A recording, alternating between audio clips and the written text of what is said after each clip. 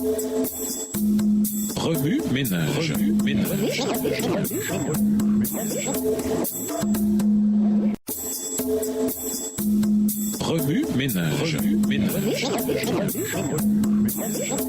Bienvenue dans votre émission. Remue ménage. Nous voilà à la leçon 8, le message de la santé. Lisons Romains 12, les versets 1 et 2. Romains 12 et versets 1 et 2. Je vous exhorte donc, frères, par les compassions de Dieu, à offrir vos corps comme un sacrifice vivant, saint, agréable à Dieu, ce qui sera de votre part un culte raisonnable. Ne vous conformez pas au siècle présent, mais soyez transformés par le renouvellement de l'intelligence, afin que vous discerniez quelle est la volonté de Dieu, ce qui est bon, agréable et parfait. Introduire une vie globale saine. Aujourd'hui, les adventistes disent souvent que nous vivons en moyenne 6 à 8 ans de plus que la population générale et que nous avons des taux de maladies liés au mode de vie parmi les plus bas, comme par exemple les maladies cardiovasculaires et le diabète. Loma Linda, une ville de Californie où un pourcentage élevé de la population est adventiste, est un exemple souvent cité de cela. La revue National Geographic et d'autres journaux largement reconnus ont fait état de recherches approfondies qui ont identifié Loma Linda en tant que zone bleue, une région du monde où le nombre de personnes vivant plus longtemps que la moyenne de 70 ou 80 ans est le plus élevé. Qu'en était-il des premiers adventistes observateurs du sabbat? Occupés qu'ils étaient à établir l'Église en tant qu'organisation officielle, à étudier les prophéties de Daniel et de l'Apocalypse et à proclamer l'imminent retour de Jésus, la plupart d'entre eux n'avaient pas comme priorité une alimentation saine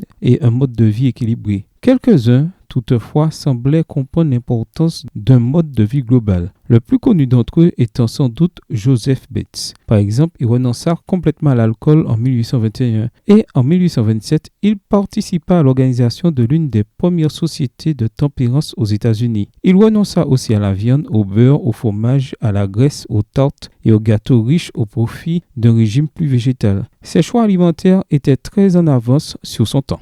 À cette époque, les pratiques médicales standards n'étaient guère plus que des conjectures. Les traitements étaient souvent découverts par de simples essais et erreurs. En général, les gens ne connaissaient pas la cause de la plupart des maladies, ni leur mode de propagation. Nombre d'entre eux furent soumis à des méthodes qui, nous le reconnaissons aujourd'hui, causèrent beaucoup de tort. Comme il a fait pour d'autres pratiques, Dieu a conduit son Église à une vision plus large et plus complète de la manière de traiter notre corps et nous a aidés à comprendre pourquoi. Cette semaine, nous allons découvrir comment le commandement de l'Épître aux Romains de nous offrir nous-mêmes en sacrifice vivant est lié à une vie saine et équilibrée, tant au niveau du corps que de l'esprit. Remue ménage, lisez Romains 12 et versets 1 et 2 à partir de la version biblique de votre choix. Si vous êtes pressé, écrivez une partie du passage principal. Vous pouvez aussi paraphraser ce chapitre avec vos propres mots, en tracer les grandes lignes ou en faire une carte heuristique. Au revoir. Et à demain si Dieu veut.